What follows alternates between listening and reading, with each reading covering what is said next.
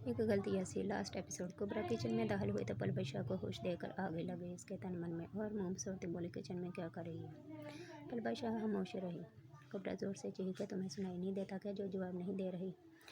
पलबशा खामोशी से बाहर निकल आई किचन से और रकैया बेगम के कमरे में चली गई। रकैया बेगम अपने कमरे में लेटी थी। इनकी तबीयत कुछ खराब थी। तभी पलबशा इनके लिए दालचीनी का कहवा बनाकर लाई थी।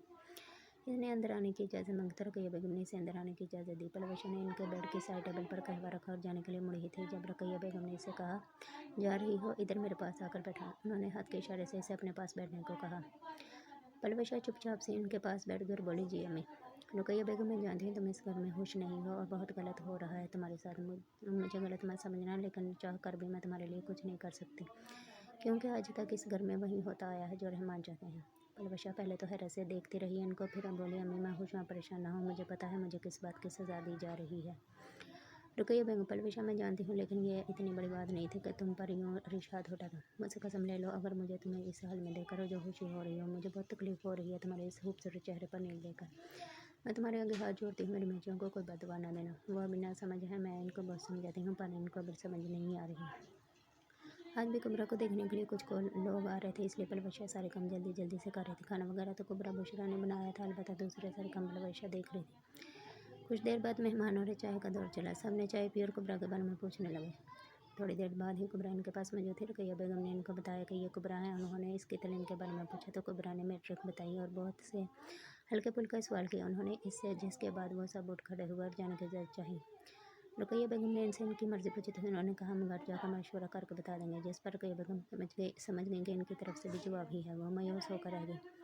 कुबरा खूबसूरत थी, लेकिन फिर भी इसका रिश्ता नहीं हो पा रहा था। काफ़ी रिश्ते आए और लोग देख कर चले गए।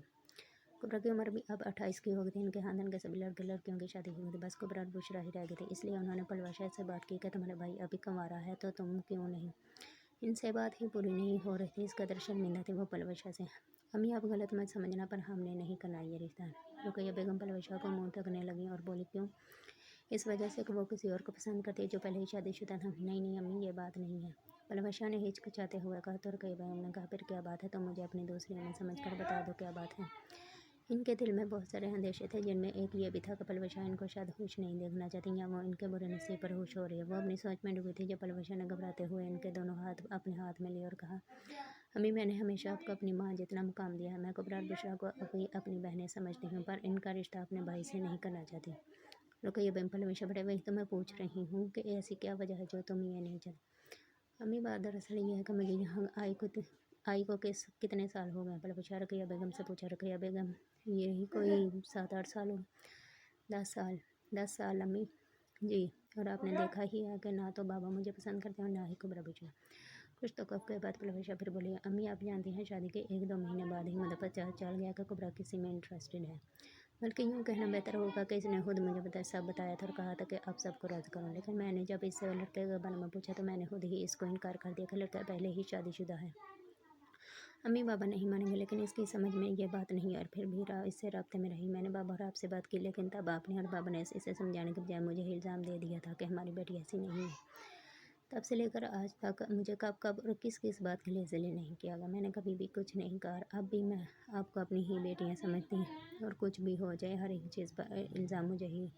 क्यों? रुकैया बेगम बिल्कुल खामोश थी। वो अपने के पर पेशमान थी। जब इनकी तरफ से काफ़ी देर तक कोई जवाब नहीं मिला तो पलवशा ने फिर से अपनी बात जारी की और बोली, इसलिए ना कि मेरे घर में से कोई भी आपसे पूछने नहीं आता कि आपने इसके साथ क्या सलूक किया और क्या नहीं, क्योंकि आप सबको लगता है और अब भी यही लगता है कि मैं इनको सब कुछ बताती हूँ, लेकिन मेरा खुदा गवाह है मैंने कभी इन्हें नहीं बताया। और मैं नहीं चाहती कि जो मेरे साथ यहाँ हो सलूक और अब वहीं कल को मेरे माँ बाप के घर हो। आज मुझे इस घर में देखा नहीं जाता उनसे, तो कल को क्या ये मुझे मेरे माँ बाप के घर में बर्दाश्त करेंगे? कभी नहीं। इसलिए मैं आपसे हाथ जोड़कर माफ़ी मांगती हूँ। आप मुझे इस मामले में मजबूर ना करें। मैं नहीं कर सकती ऐसा कुछ भी।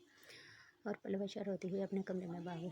अब इसको इनकी नरमी की असल वजह समझ आई थी। कितने दोगले रिश्ते थे। अपना मतलब निकालने के लिए क्या कुछ नहीं करते। वो जानते थे इसके इनकार ने इसकी ज़िंदगी में तरीक़ियों में कर देनी है, लेकिन आज इसने अपने लिए कदम उठा लिया था।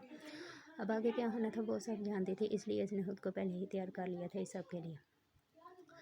हरीश जब काम से वापस आया तो वो बहुत खुश था, लेकिन इसकी खुशी बस थोड़ी देर की ही थी। वो रात का खाना खाकर अपने कमरे में जाने लगा था जब इसके बाबा ने इसे अपने कमरे में आने का कहा और खुद अपने कमरे में चले गए। हरीश भी इनके पीछे ही चल पड़ा और कमरे में आकर वो अपने पापा के पाँव की तरफ बैठकर इनके पाँव दबाने लगा, जिस पर उन्होंने अपने पाँव पीछे कर लिया और कहा, मैंने तुम्हें इसलिए नहीं बुलाया यहाँ। हरीश ने ताजुब से उसे अपने पापा की तरफ देखकर पूछा, पापा तो फिर क्या बात है? रहमान साहब ने कहा, मैं सुबह तुम्हारी माँ ने तुम्हारी बीवी से कब्रा के रिश्ते के लिए बात की और तुम्हारी बीवी ने उनको हो बेइज्जत किया और यह भी कहा कि वो तुम्हारी बहन को अपने भाई के लिए नहीं लेना चाहती। हरीश बोला, तो पापा इसमें मैं क्या कर सकता हूँ? उनकी मर्जी है। अब आप सब वैसे भी तो इसके लिए रिश्ता तलाश कर रहे हैं, तो फिर इससे क्यों कहा? वो तो वैसे भी अब सबको पसंद नहीं। रहमान साहब, पागल हो गए हो क्या? जो तो ये सब बोल रहा है, इसके भाई की 2 लाख रुपये तनख्वाह है महीने की, तुम्हारी बहन राज करेगी वहाँ।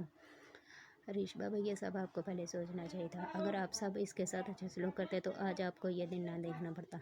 हरीश गुस्से से उठकर अपने कमरे की तरफ चल दिया। पलवशा मानो को सुला रही थी और साथ साथ आने वाले वक्त के बारे में सोच रही थी कि अब हरीश इसके साथ क्या सलूक करेगा। वो अपने ही ख्यालों में डूबी थी जब हरीश कमरे में दाखिल हुआ। पलवशा ने इसकी तरफ देखा तो इसका चेहरा लाल भूखा हो रहा था। पलवशा ने घबराकर अपनी नज़रें झुका ली। जैसे जैसे हरीश इसके करीब आ रहा था वैसे वैसे इसकी जान हवा हो रही थी। हरीश इसके बिल्कुल करीब आकर खड़ा हुआ और एकदम से इसे बाजू से पकड़कर खड़ा किया। पलवशा का एक सांस आ रहा था और एक जा रहा था। वो घबराई हुई सी किसी कटी डाल की तरह इसके सामने खड़ी थी। घबराहट से इसके होंठ कँपा रहे थे और चेहरा लटके मान सफ़ेद हो रहा था।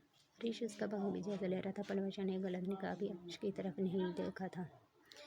क्या लग रहा था तुम्हें कहीं ये सब सुनकर मैं तुम्हें बख्श दूंगा? अब क्यों हवा निकल गई? अब भी सुबह की तरह मेरे गले नहीं लगोगी?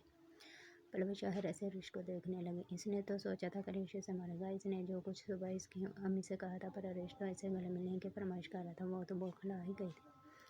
हरीश ने उसे यूँ अपने आप को तख्ते पाकर कहा, क्या सोच रही हूँ? पलवशा कुछ नहीं, हड़बड़ा कर बोली। हरीश, मुझे पता तुम क्या सोच रही हो, यही ना कि मैंने आज तुम्हें कुछ कहा क्यों नहीं? पलवशा ने जल्दी से हाँ में सर हिलाया। वो इसलिए कि मेरी जान पहले ही बहुत शर्मिंदा हुई इस दिन की हरकत से, इसलिए अब मैं तुम्हें कुछ नहीं कहूँगा। बस इतना कहना है कि तुमने जो कुछ भी कहा सही कहा, लेकिन अब तुम अगर मुझसे बात करती तो मैं अपने तरीके से मना कर देता इनको। अब तुम्हारी ज़िंदगी मज़ीद तंग कर देंगे। हरीश, अम्मी ने मुझसे पूछा था और मैंने ना चाहते हुए भी इनको बता दिया कि वो कोई उम्मीद ना बांध ले। हरीश, चलो जो होना था हो गया, अब तुम्हें हिम्मत से काम लेना होगा जब तक इनकी शादी नहीं हो जाती। पलवशा, मेरी हिम्मत तो आप हैं, अगर आप मेरे साथ हैं तो मैं कुछ भी बर्दाश्त कर लूँगी। हरीश, मैं हमेशा तुम्हारे साथ हूँगा। पलवशा के माथे पर बोसा दिया। यूँ उनकी प्यार भरी रात गुजरी, एक दूसरे की गुर्बत में और वादे वफा के साथ में। अब इनकी ज़िंदगी पुरसुकून थी एक दूसरे को पाकर। बाकी सब मसले तो चलते ही रहते थे। हातमशुद कुबरत बुशरा की अब भी शादी नहीं होती। वो आज भी इसका इल्ज़ाम पलवशा पर लगाती, लेकिन पलवशा अब इनकी बात पर या इनकी तरफ ध्यान नहीं देती। इनकी ज़िंदगी बस हरीश के गिर्द घूमती है और अपनी बेटी के अपने शोहर का साथ पाकर वो खुश हैं। कहानी अच्छी लगी हो तो चैनल को सब्सक्राइब कीजिए, लाइक कीजिएगा, शेयर कीजिएगा प्लीज़। आप लोग सबको